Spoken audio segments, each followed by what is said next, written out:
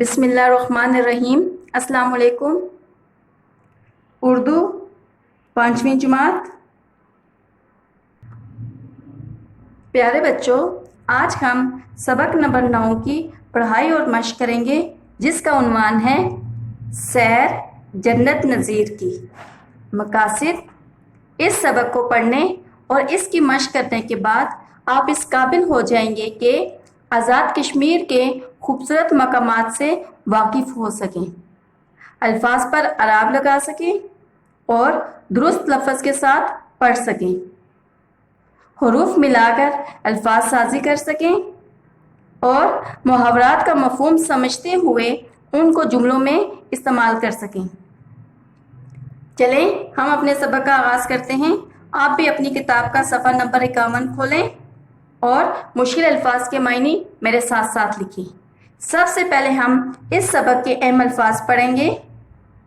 نظیر مطلب مثال، تھکن، سیر سپاٹا مطلب گھومنا پھرنا، ناہموار مطلب اونچا نیچا جو برابر نہ ہو، حد فاصل الگ کرنے والا۔ ایک دن ابو جان نے بتایا کہ اس سال موسم گرما کی چھٹیوں میں ہم آزاد کشمیر کے صحت افزا مطلب صحت بڑھانے والے مقامات کی سیر کرنے جائیں گے۔ اس دن سے ہمارے ذہن پر سیر سپاٹے کی باتیں چھائی رہیں۔ میں، حسن اور آمنہ روز اسکول سے گھر آ کر سفر میں ساتھ لے جانے والی چیزوں کی فہرست مطلب تفصیل لسٹ بناتے رہتے اور موسم گرما کی چھٹیوں میں باقی دنوں کا حساب کرتے رہتے۔ بالآخر وہ دن آ ہی گیا جب ہمیں اسکول سے چھٹیاں ہو گئی۔ ہم سب بہت خوش تھے۔ رات کو ابو جان گھر آئے تو آمنہ دوڑ کر ان سے لپٹ گئی اور کہنے لگی، ابو جان ہمیں اسکول سے چھٹیاں ہو گئی ہیں۔ حسن بولا، اب آپ وعدہ پورا کریں اور ہمیں آزاد کشمیر کی سیر کے لیے لے کر جائیں۔ ابو جان نے کہا، بالکل بچوں، تم سب اپنی اپنی تیاری مکمل کر لو، ہم 2 دن بعد انشاءاللہ سیر کے لیے روانہ ہو جائیں گے۔ امی جان کے ساتھ مل کر ہم تینوں نے اپنا سامان سفر باندھا اور اسلام آباد سے مری کے راستے آزاد کشمیر کے لیے روانہ ہوئے۔ اگلے صفحے پر آ جائیں۔ مری پہنچ کر وہاں کے بل کھاتے ہوئے راستوں پر جاتے ہوئے پرانی یادیں تازہ ہو گئی۔ حسن گرم جوشی سے بولا، دیکھو آمنہ، پچھلی بار جب ہم مری آئے تھے تو ہم نے برف کا آدمی بنا کر اسے نیلا مفرر اڑایا تھا۔ آمنہ بھی خوشی سے بولی، اور رات کے وقت کتنی برف باری بھی تو ہوئی تھی۔ امی ابو ہماری باتیں سن کر ہنستے رہے۔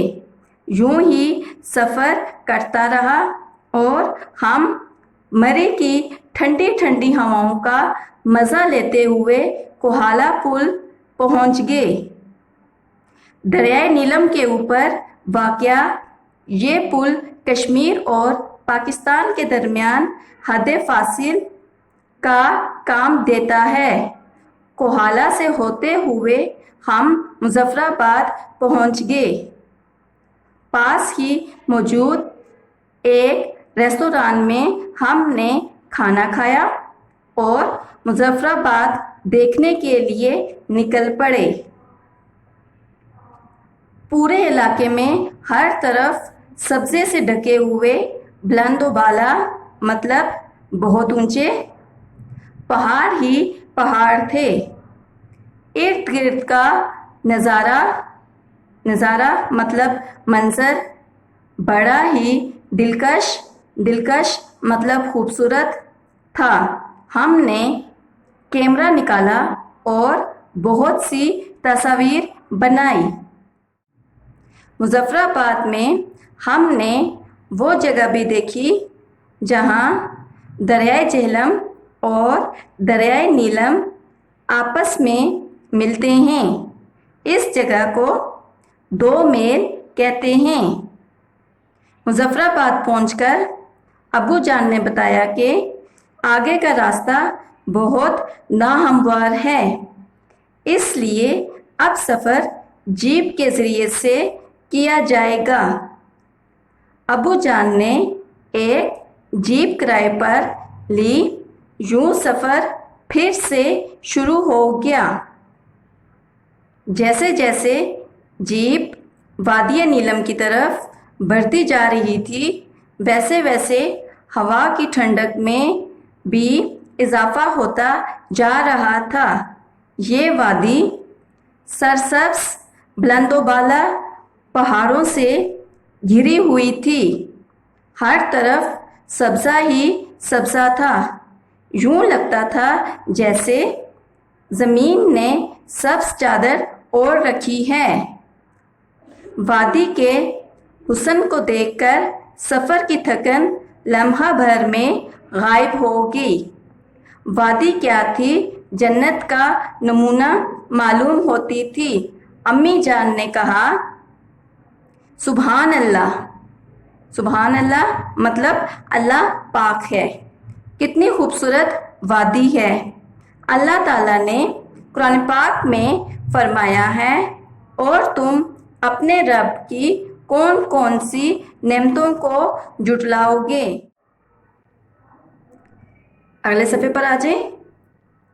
قدرتی حسن سے مالا مال مطلب خوشحال بھری ہوئی اس وادی کو دیکھ کر ابو جان بولے، اسی لیے تو کشمیر کو وادی جنت نظیر مطلب جنت جیسی، جنت کی مثال کہتے ہیں۔ ہماری اگلی منزل کرن تھی۔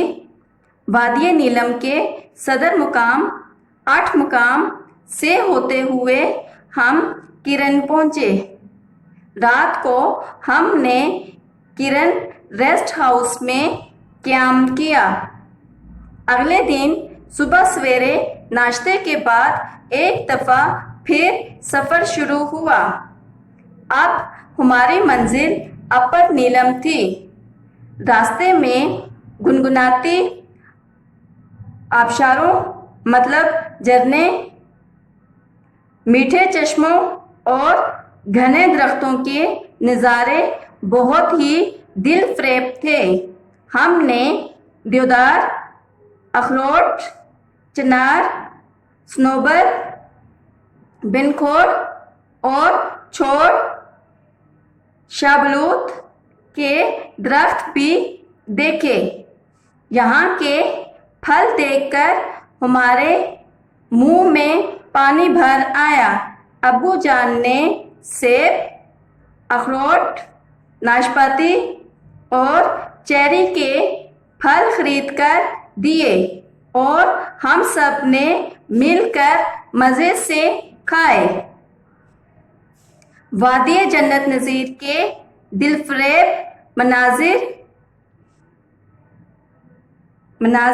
منظر کی جمع نظارے اور خوشگوار موسم کی بدولت وقت گزرنے کا احساس بھی نہ ہوا کہ واپسی کا دن بھی آ گیا۔ ہم نے حسین وادیوں کی انمول مطلب جن کی کوئی قیمت نہ ہو یادیں دل و دماغ کے ساتھ ساتھ اپنے کیمرے میں بھی محفوظ کی اور واپس گھر کی راہ لی۔ آئیں مزید جانیں۔ اسلام آباد سے وادی نیلم کا فاصلہ 329 کلومیٹر ہے۔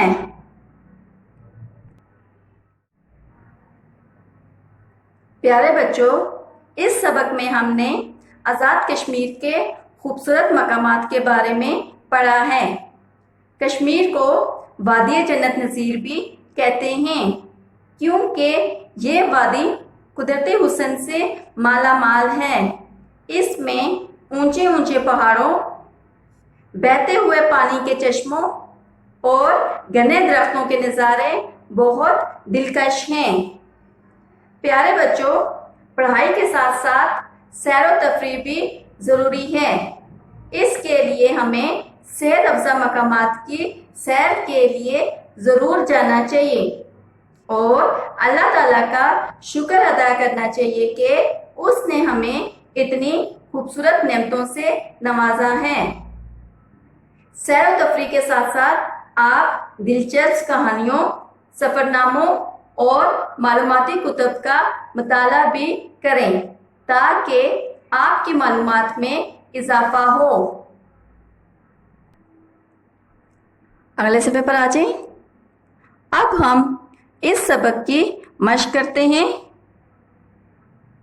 پیارے بچوں، الفاظ معنی، سوال جواب اور جملوں کے آپ کو نوٹس دے دیے جائیں گے۔ وہاں سے آپ نے یہ کام صاف ستھری رائٹنگ میں اپنی کاپیوں پر کرنا ہے۔ سوال نمبر 2، سبق کے مطابق درست الفاظ لگا کر خالی جگہ پر کریں۔ نمبر 1، ہم اسلام آباد سے ڈیش کے لیے روانہ ہوئے۔ کیا آئے گا خالی جگہ میں؟ کشمیر، لکھیں کشمیر۔ نمبر 2، جہاں دریائے نیلم اور دریائے جہلم آپس میں ملتے ہیں اس جگہ کو ڈیش کہتے ہیں۔ کیا آئے گا خالی جگہ میں؟ 2 میل۔ نمبر 3، اپر نیلم سے دریائے نیلم کا ڈیش بڑا حسین تھا۔ کیا لکھیں گے خالی جگہ میں؟ نظارہ۔ نمبر 4، ٹھنڈی ڈیش ہواؤں کے ساتھ ہمارا سفر جاری تھا۔ کیا آئے گا خالی جگہ میں؟ ٹھنڈی۔ نمبر 5، کوہالہ پل ڈیش کے اوپر واقع ہے۔ کیا آئے گا خالی جگہ میں؟ دریائے نیلم۔ اگلے صفحے پر آ جائیں۔ الفاظ سازی، سوال نمبر 3، مہمے سے الفاظ تلاش کر کے لکھیں اور ان پر اعراب لگائیں۔ بچوں، پہلے ہم الفاظ تلاش کر کے لکھیں گے اور پھر ان پر اعراب لگائیں گے۔ پہلی لائن پہ آ جائیں۔ دیکھیں، دال، لام، کاف، شین، کیا لفظ بنا؟ دلکش۔ دوسری لائن پہ آ جائیں۔ میم، ہے، بے، تے، کیا لفظ بنا؟ محبت۔ تیسری لائن پہ آ جائیں۔ سواد، ہے، تے، کیا لفظ بنا؟ صحت۔ اب اوپر سے نیچے یہاں دیکھیں، شین، بے، کیا لفظ بنا؟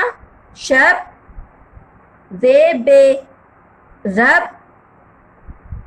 آخری لائن پہ دیکھیں، نون، زوئیں، الف، وے، بڑی یہ، کیا لفظ بنا؟ نظارے۔ اب ہم ان الفاظ پر اعراب لگاتے ہیں۔ پہلا لفظ ہے دلکش۔ دال کے نیچے زیر، لام کے اوپر جزم، کاف کے اوپر زبر، شین کے اوپر جزم، کیا لفظ بنا؟ دلکش۔ اگلا لفظ ہے محبت۔ میم کے اوپر پیش، ہے کے اوپر زبر بے کے اوپر شد اور زبر تے کے اوپر جزم. کیا لفظ بنا؟ محبت. اگلا لفظ ہے صحت. سواد کے نیچے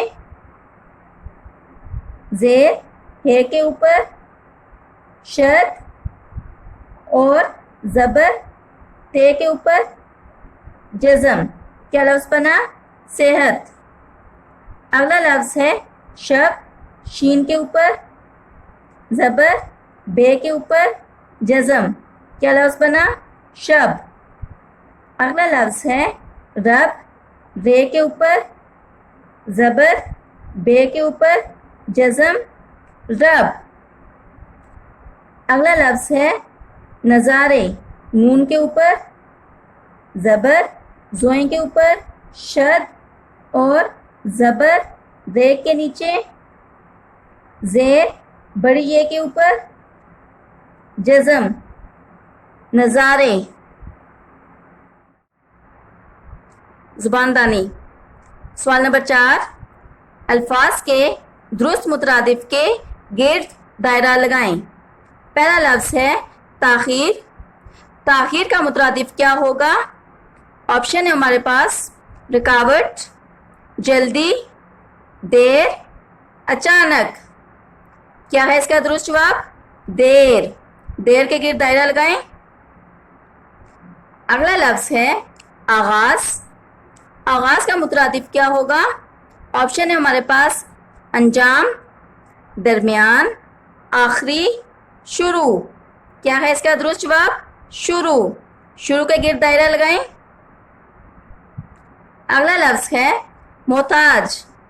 محتاج کا مترادف کیا ہوگا؟ آپشن ہے اس کے کمزور، ضرورت مند، بے بس، بیکار. کیا ہے اس کا درست جواب؟ ضرورت مند. دائرہ لگائیں ضرورت مند کے گرد.